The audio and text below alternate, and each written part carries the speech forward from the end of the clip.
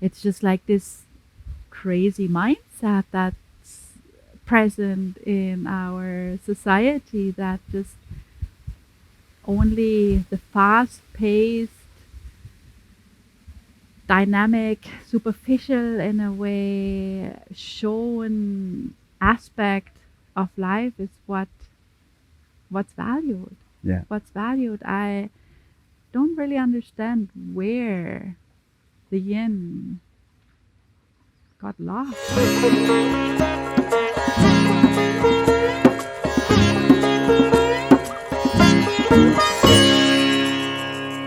Action! Welcome to the Spirit of Yoga. We are Kirsten And Devdas. from the Akasha Yoga Academy. In today's podcast, we are exploring the topic of nurture. It's a very feminine topic in a way, but actually, it has nothing to do with our gender. It has more to do with universal balance and the aspect of nurture. I feel is often, in a way, underrated or being treated second class as actually something to sustain the other side, the active side. But actually, there's so much wisdom and transformation coming through and from and by our attention to nurture, so that we feel today we really want to hop into that topic deeply. Devdas, nurture, what comes to you? It's such a beautiful and a fabulous and I would say it's like one of the most importantly beautiful topics for this particular time in history, because I feel like it seems like things get faster and faster and more results driven. And spirituality just doesn't work like that. Like I asked the other day, I was on Zoom with a bunch of students. I asked the other day, if you're in a real spiritual process, like if you're actually diving into your inner world and discovering, do you get any say over the timeline of that at all? And every single person on the Zoom call, nope. It's just everybody knows right away. No, you don't get any say. Like you cannot say when it's finished. You can Right. only just come into it and see what happens. And I was saying to them on that call, it really is like gardening. Mhm. It's like you put a seed in the ground. Do you get to say when it sprouts? Like, no. Do you get to see when it turns into a tree? No. Do you get to say when it has fruit? No. You nurture it every step of the way, right? You feel like, okay, there's a possibility there. I put water, I put everything that tree needs. I give it all the condition for growth. Maybe I even give it my love, like, wow, you're amazing. Thank you. Like, thank you for being in my garden. One day it's grown, one day it produces fruit. And if you just put the seed in and it produced the fruit instantly, would that increase the joy of gardening or decrease it? Like, my own feeling is that you would decrease it, right? If it was just like, okay, I put it in and oh yeah, here's the fruit. Like, it just wouldn't be as satisfying. It's like part of the satisfaction of it is you consciously put it in the ground. You saw it when it was just a baby. It was sprouting. It was growing. It was, slowly, slowly, slowly happening. Every day, a little change. And then suddenly there's fruit. And, that's,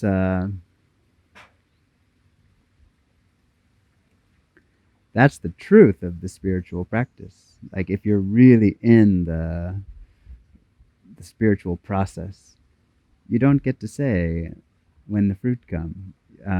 You just nurture that process and you enjoy that process and you let it unfold. And when it's finished, it's finished. It happens in its own time. Yeah, there's on one hand, of course, the intention, the initial kickstart, the Yeah. taking action, the driving force.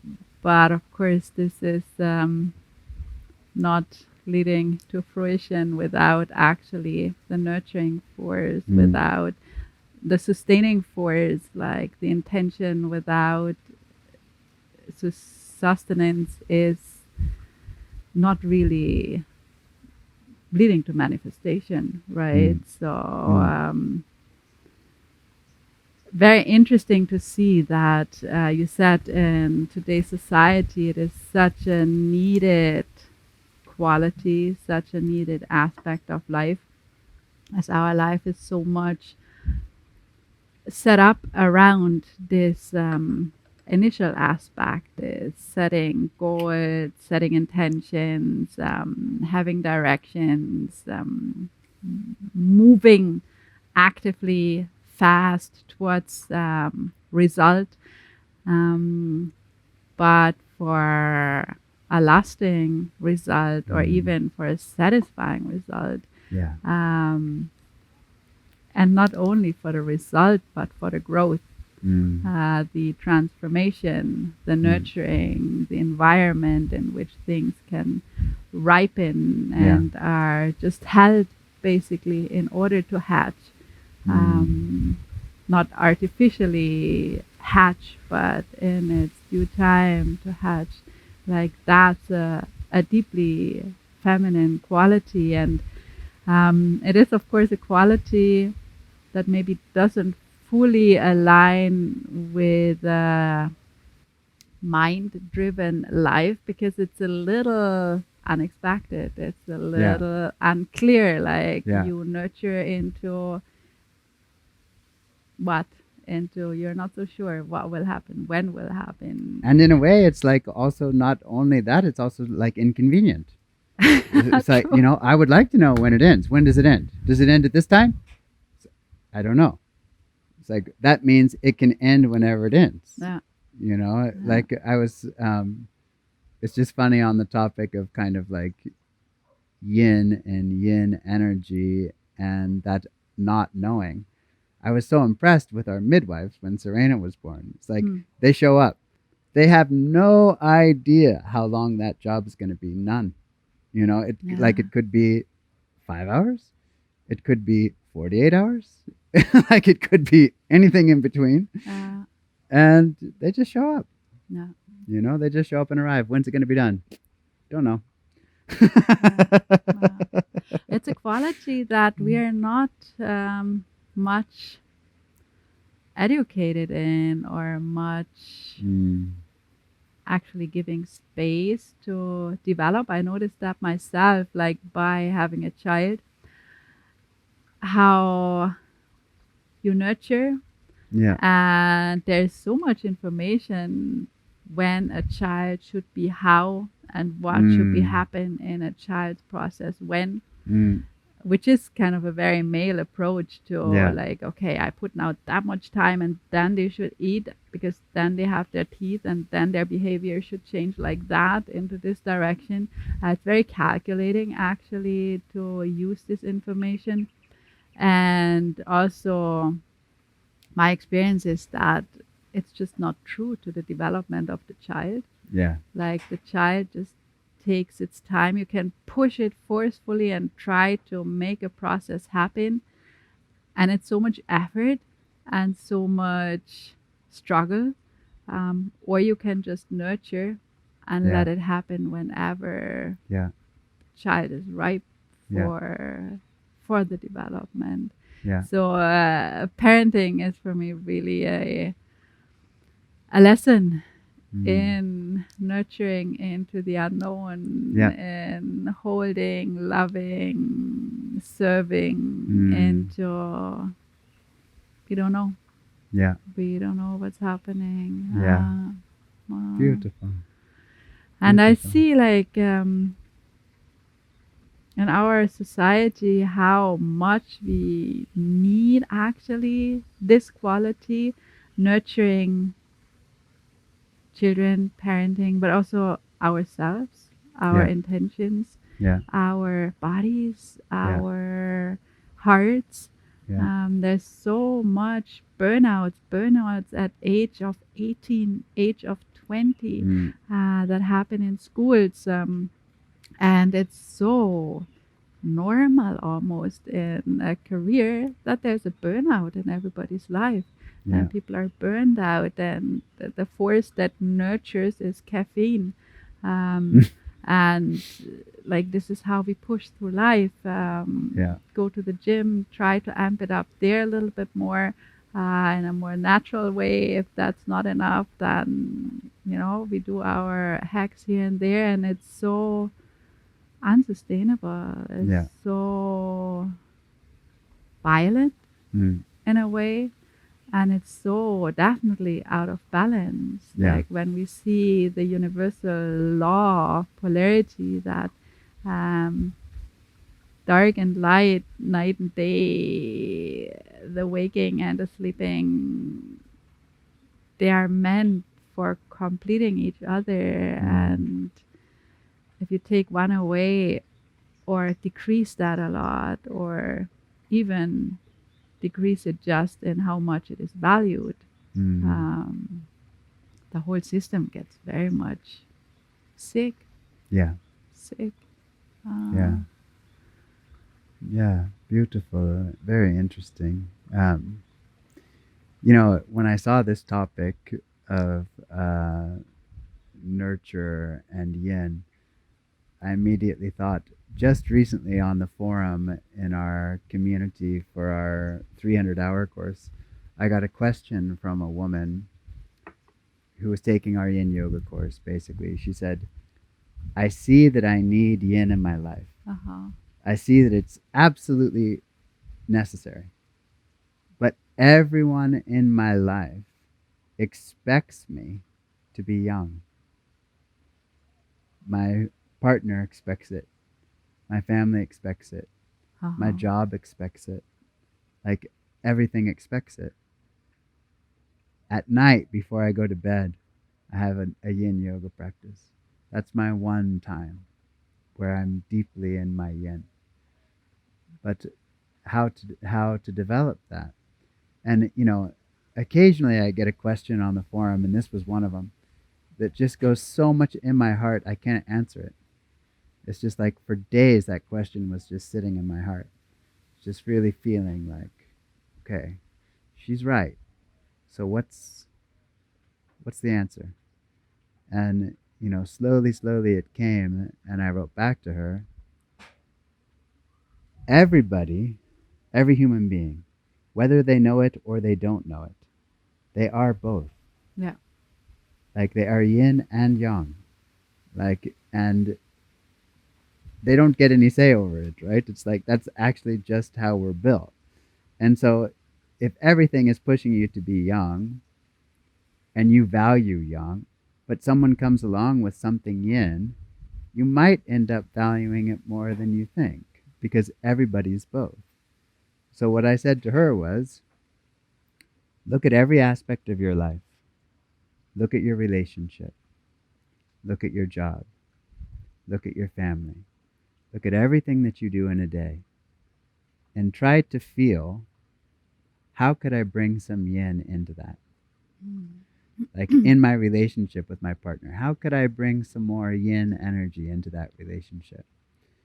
In my family life, how could I bring yin energy more into that? In my work life, how could I bring yin energy into that? And she said, I said, tell me how it goes, because I'm very curious to hear. So she wrote back to me and she said, finding it in her partnership wasn't very hard. Uh-huh. She could relatively easily do it. Finding it in her family, she also felt like she found some ways to integrate a little bit of yin into the family situation. She said the hardest by far was work. Yeah. But then she sent me a photo. It was very, very sweet. She sent me a photo. She has these sticky yellow papers all over her monitor at work. And it's like, take rest. It's like, it's these reminders that are kind of like, nourish the inside of yourself amidst a place that doesn't necessarily encourage the nourishing of that quality. But I felt like, I was so deeply touched and impressed with her contemplation, and I feel like That's almost a contemplation that I can say, no matter who you are, no matter what situation that you're in, that's a contemplation that would benefit the vast majority of us, right? Like, how could I bring more nurturing quality? How could I bring more yin quality into the expression of my life in all these different areas of my life? And interesting enough, like we are getting more functional through that, right? It Yeah. seems like, especially in work life, slow down, take a break, turn in. It doesn't seem very appealing to maybe an employer. Like if Right. somebody just checks out for half an hour and sits in a corner, um, it doesn't look right. But actually, probably the rest of the day, what's then happening is so much more efficient and effective in a way. Yeah. It's just like this crazy mindset that's present in our society, that just only the fast paced, dynamic, superficial in a way shown aspect of life is what's valued. Yeah. What's valued. I don't really understand where the yin got lost, where the valuing of the yin got lost. It's Yeah. it's odd. It's Yeah. but we have to bring it back. Like it is Yeah. very obvious, especially seeing how sick society gotten, how like 20-year-old burned out people, like that's our reality. Retired people still burn out because there's just no space, no acknowledgement, no Yeah. practice, no internal balance, and there's so much unsatisfied life basically, and I think it has very much to do with that, because Definitely. there is no unplugging, there's no Definitely. stepping back, there's Yeah. no turning in, there's no Yeah. space for dark, there's no space for Mystery. mystery. The unknown. All of the aspects of nature very much are also yin. Yeah. You know, one of the great Yeah. yogis in the world asked this question recently, and it even hit me. It was like, when was the last time you watched a full sunrise or a full sunset, start to finish, nothing else, doing nothing? And not to Instagram it, not to take a Yeah, photo. not to take a photo, not to make a story. Just, you only want to watch the sunrise and the sunset. And you know, that must be in some ways one of the most glorious things that you can do in life, right? It's Yeah. like really watching the sunrise. It's magnificent. Watching a really beautiful sunset. It's absolutely fantastic. Yeah. But when was the last time you actually went through? You know, I kind of felt like in some way I see the sunrise every morning because I'm up and I'm practicing every morning. And I'm kind of intermittently opening my eyes and going, oh, wow, that's amazing. Thank you. But it's not really what he asked, Yeah. right? Yeah. It's like what he asked is, when was the last time you did nothing else?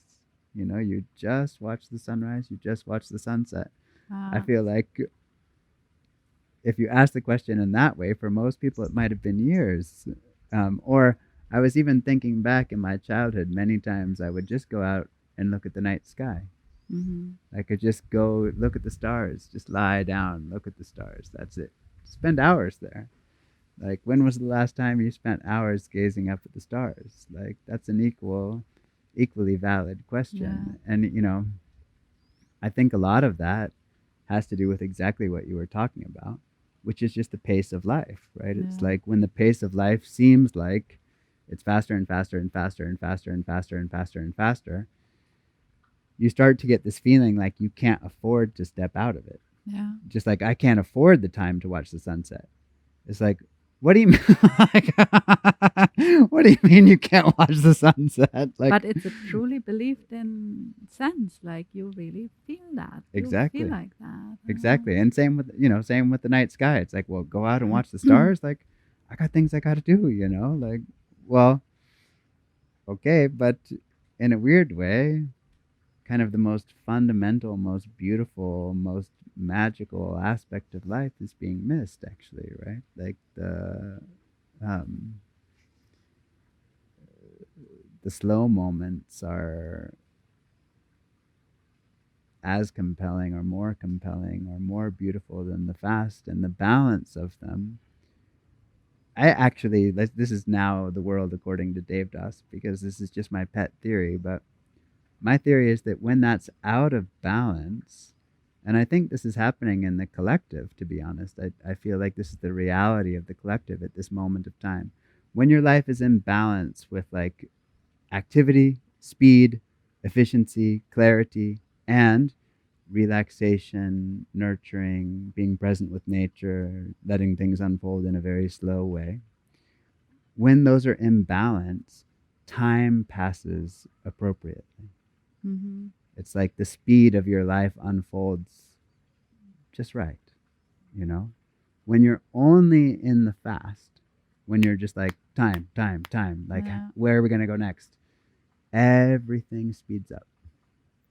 And you blink your eye, and 6 months went by. Mm. You know, it's just like, because there's no balance in the unfolding of time, right? It's like there isn't time to step out and look at the sunset. When there isn't time to step out and look in the sunset, all of time is going to be moving faster, actually. Like, because there's not this balance inside of, the individualized ecosystem of yin and yang Yeah. happening in an Yeah. appropriate way. And then just like poof, 5 years of my life went by. What did I do? I had a job, corporate job. It's like, okay, but 5 years gone, just in the blink of an eye. Yeah, and it is also, even if there would be time for breaks, like it is just not true that there are no times for break. Obviously, it is not true. Yeah. Like it is not. Um, but it is our habits, basically, our Mm. inability to be with the unknown, to be Mm. out of a state of mind. Because if breaks pop up, what happens? Phone, Yeah. answering messages, scrolling on social media, researching this and that. So this is not essential to life, Right. but it's happening on a daily basis. I don't know how many hours Yeah. on average we spend on our phones doing Yeah. such things. Yeah. That's all opportunities to actually step back and dive into the unknown. But we are so, I feel, conditioned to come from this rational way Mm. of moving that Yeah. to unplug from that or to move out Yeah. from that is almost like an unknown skill. And Yeah. rather than training ourselves into a new skill, we just run on our Yeah. habituated way of moving in life. So like go Yeah. go go on a job, go go go in a family, then go go go when there would be break time for Yeah. a break. Yeah.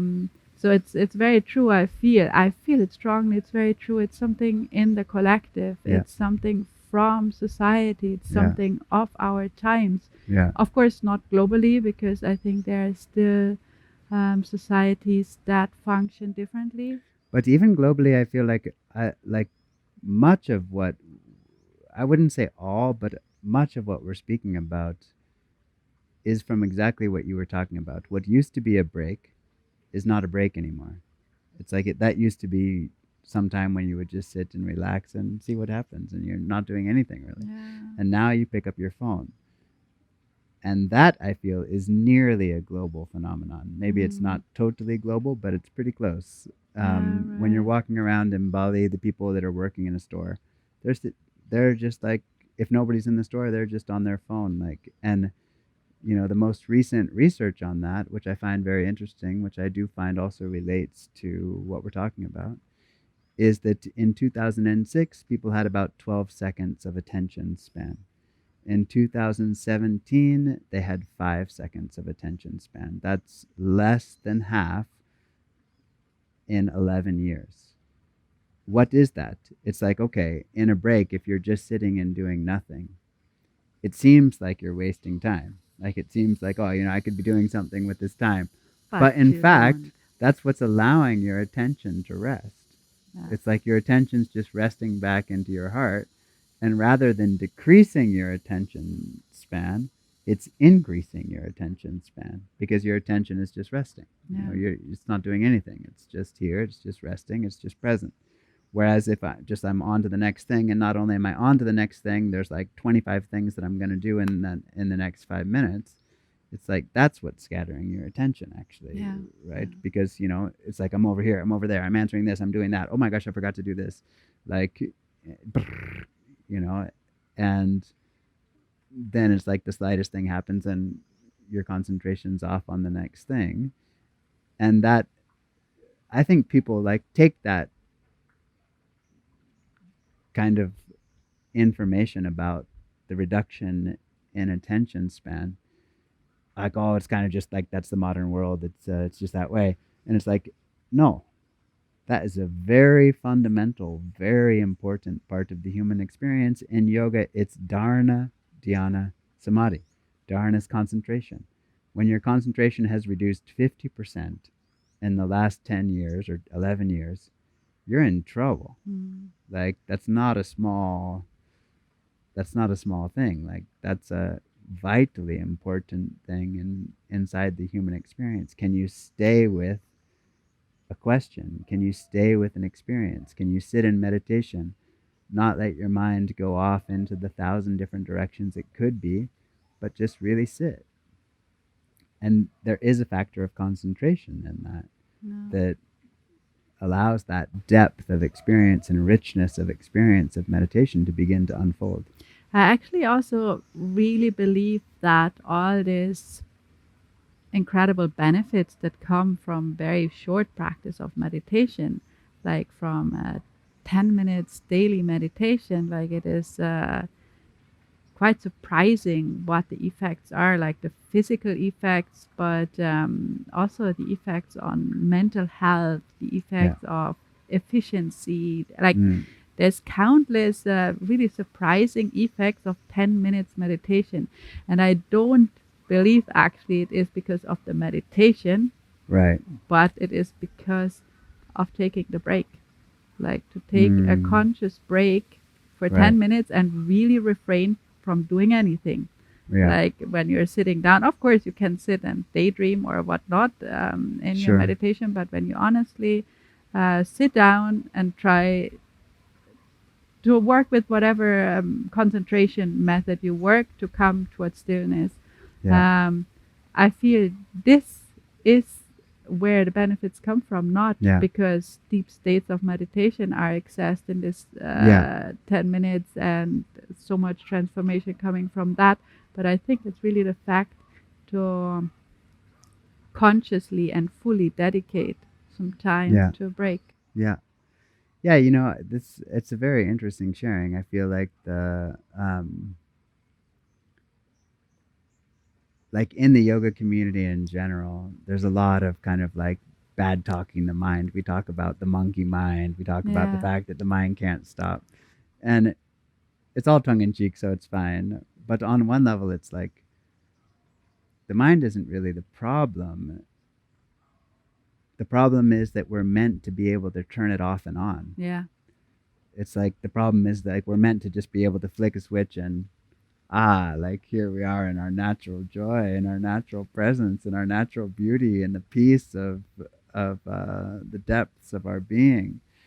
And then we go out into the world again. Great, flip it back on. You need to order a ticket. You need to compare prices. You need to talk to your friend. Got a lot of things you got to do. There's nothing wrong with any of those things.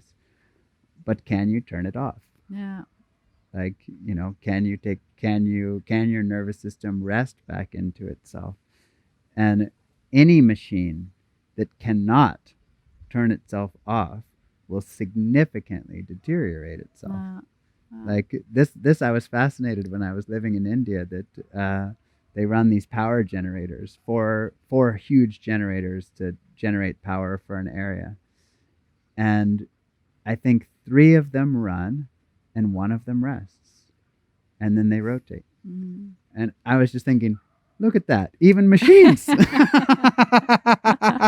You would think it's a generator. It doesn't need any rest. You just pick, occasionally you repair a part. But they know that it functions better when they turn it off. And absolutely unequivocally to me, the same is true with your nervous system. It functions way better when you just give it a chance to watch the sunset, or you give it a chance to sit back in its natural joy and its natural presence. You turn it off, you turn it on. And I think a lot of the thing of like, the mind being so terrible and horrible is just that people don't have the experience of being able to turn it off. And when you don't have an experience of being able to turn it off, it's the master and not the servant. It's the one who's in charge of the house, and that's not the right order of things. Like, the right order of things is the spirit is in charge of the house. The mind is the servant of the spirit. Same like the body, right? If the body would behave like the mind, we would seriously consider to do something to change that. But the mind is, you don't see it as much, but in a way you do. People suffer so much. I think they suffer from it. Mind. I think they suffer it. And, it's like just taking the contemplation that we talked about earlier. Like, how can I put a little bit of yin into my life? How can I put it in my partnership? How can I put it in my job? How can I put it in my family life? Can I remember occasionally to just completely unplug, not touch anything, just be present with myself and with my heart? And that is a skill that gets easier over time. The other day we had somebody on a Zoom call. It was very cute sharing. She said she wanted to take Vipassana. She'd even signed up, but she was too scared at the last minute. She pulled out. I said, it's natural because we're just not used to it, right? Like, we're not used to spending time on our own. So I said, well, try this. Unplug your phone. Don't answer the door. Like, let everything in your life go. And spend a day at home by yourself. Don't do anything. Like, don't answer the phone. Don't talk to anybody. Just exist. And at the end of that day, feel out how that went for you. Did that deteriorate your quality as a human being, or did it enhance your quality as a human being? If you feel like it enhanced your quality as a human being, sign up for your Vipassana. This is, I feel, also really an important point, that yin, to bring that into life, not to make the yang better, basically, but to enhance the overall quality of life, right? Like, there is now a bit trends going in the direction how to utilize basically the yin to maximize my yang, basically, Right. which is still a very, very unbalanced Yang dominated utilitaristic approach to life. And I would really love to see to move beyond that, kind of to really make a shift of acknowledgement and honoring of the yin and the yang as even, and as evenly valid, evenly beautiful, and in a way a necessity to enhance our life's experience, to bring more joy, happiness, peace, bliss, presence into what's happening that we call life. I mean, one of my teachers used to say, the fun thing about yin and yang is that you cannot have one without the other. Yeah. And he said, it's like two sides of the same coin. It's like, it's not a separate thing. It's one thing. But we tend to view it as in opposition to one another, right? Like, that one is better and one is worse, but in fact, it's just two sides of life that are meant to be in balance, actually, right? That's a totally different way of approaching it. Like, and that's why there's so much emphasis in the yogic world and in the yogic technology. We're all yin and yang. We're all both. Because if you see you're both, somehow it's integrated in a different way. And the joy comes from that also, right? Like Mm. Serena so often asks when we go to bed, Mama, why is it nighttime? It's boring. I don't want to sleep. And I explained to her, like, hey, if there would be always day, you would honor it not as you do. Or Yeah. like, why do I have to go to school? Or why is this? Why is it like one without the other is Yeah. just half of the joy. Like Yeah. Beautiful. so it's not about making what's there already even more efficient and optimize and be able to push even more forward into that. But I'd love to see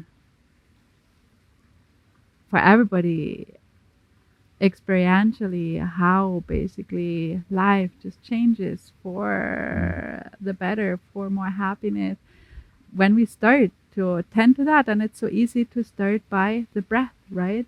Yeah. Like it was for myself so shocking to see as I started working consciously with breath and postures how the out breath is so much more developed compared to the in breath. And it really took me a while to bring that into balance. And of course, with bringing that into balance, the whole system changed. Like the nervous system starts changing, the how you move through life starts changing when bringing balance, more balance into life. And also what you just say, this woman who was asking how to bring more yin into my life, also really to tend to the breath. Like it's also like the focus on the breath and to see how balanced, how out of balance that is, and to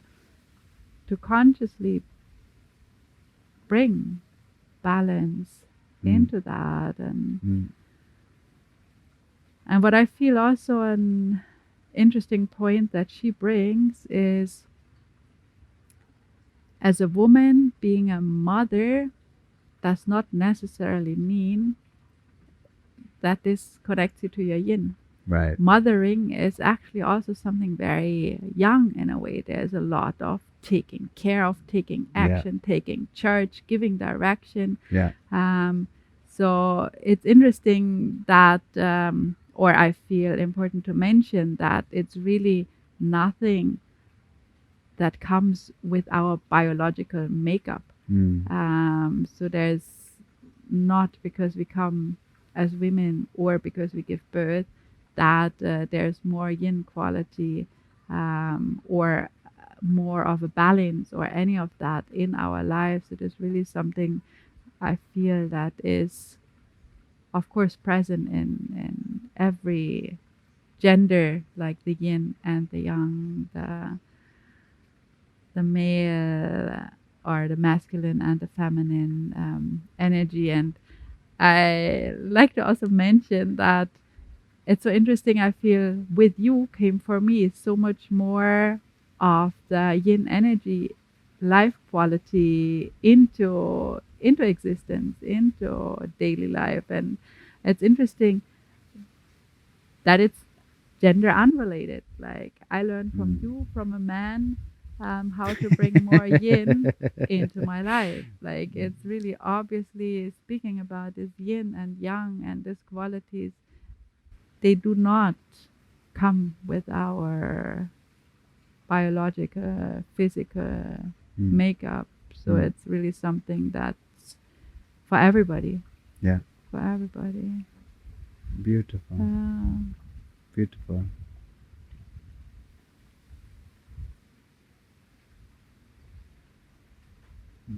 Maybe one last topic to drop here is tapas. The topic of tapas. I find a very, very interesting yogic topic. Tapas is one of the yamas and niyamas, basically one of the foundations of a yogic life, of an efficient yogic life. Probably we can put it like that. And tapas is the quality of commitment. Or austerity. or austerity. Maybe austerity is Austerity maybe more, but also austerity, commitment. yeah, some relationship, but I feel like the fruit of tapas is siddhi Yeah. in the scripture. Yeah. Like siddhi is like yogic superpower. So if you kind of look at that in some way, austerity is a better translation based on what the fruit is. Yeah. Like, and it's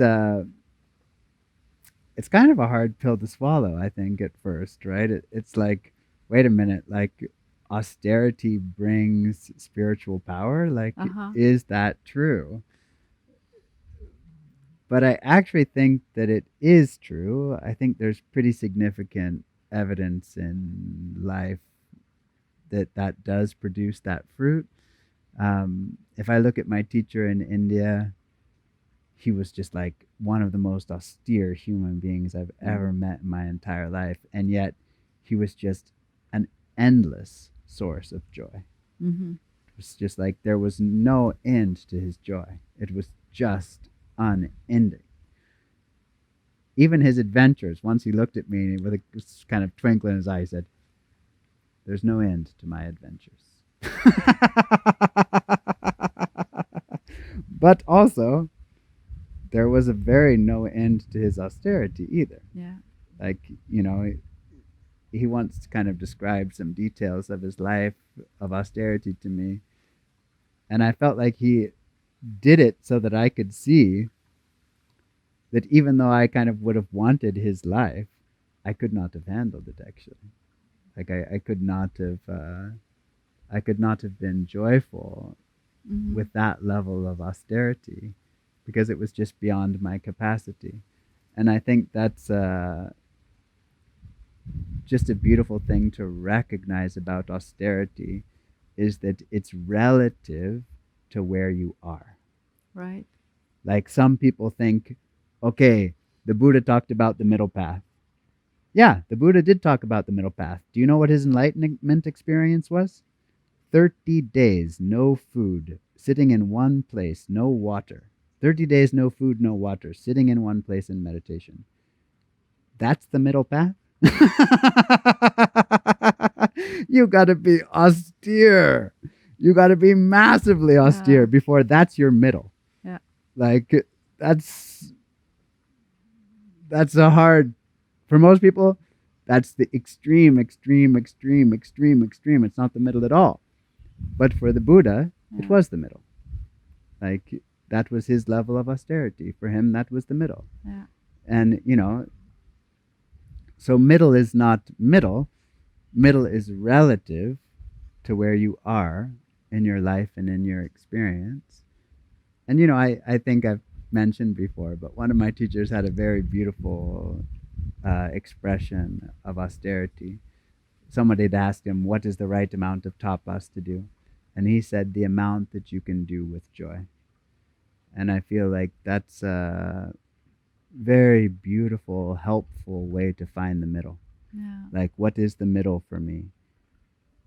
It is what I can do with peace, with joy, without too much forcing, with a kind of effortlessness. In fact, just recently, I've really been pondering what advanced yoga is because some people were asking me, and I felt like it can't be about what postures you can do. It can't be about what yogic siddhas you have. It can't be about any of those things. I think it's effortlessness. Mm-hmm. Like how effortless is your experience? And you know, when Buddha was sitting his 30 days under the tree, was he efforting that? Is that no, not at all. Yeah. It's like utterly, completely, totally effortless. But when we look at that, it's like, oh, we just assume that he was efforting like crazy. Yeah. Because we Because would it be. would be for us. Yeah, it's like if we sat for 30 days, it would take massive Yeah. amounts of willpower, massive amounts of effort. For him, it was just like, Yeah. just in the bliss, you know, not one thought, just totally in the bliss of the self. Yeah, I feel this is also a very important message here. We were speaking so much about yin in the first part of our conversation, but it is not, of course, our intention to make all of life yin, right?